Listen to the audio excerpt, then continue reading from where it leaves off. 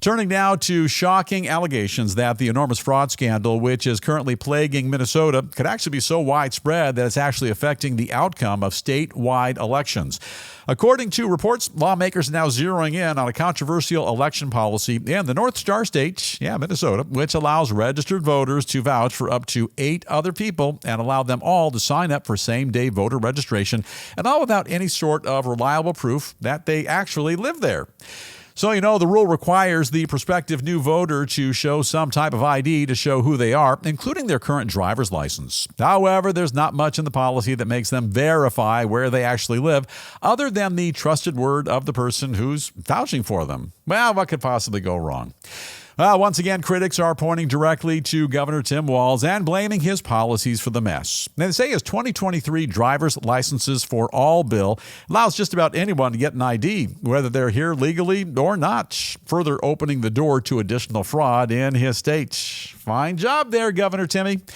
Voting rights experts now say that Minnesota's current voting policy leaves the state extremely vulnerable to exploitation. They point out that between 2022 and 2024, Minnesota rejected only 54 voter registrations out of a total of more than 1.3 million. And as you can imagine, that's far below even the lowest state average, and leaving critics to wonder if they bother vetting anybody at all. And I don't think they do. According to one leading conservative think tank, the Heritage Foundation, Minnesota already has the highest incidence rates of voter fraud in the entire country. Now, to make things worse, a number of recent voter fraud cases directly linked to the state's Somali community, including one man who signed as a witness to more than a dozen absentee ballots, even though he wasn't even a U.S. citizen.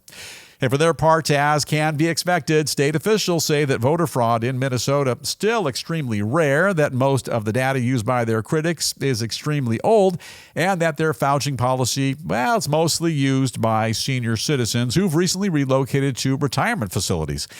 In the meantime, they're now facing a federal lawsuit demanding broad access to all of their current voter information.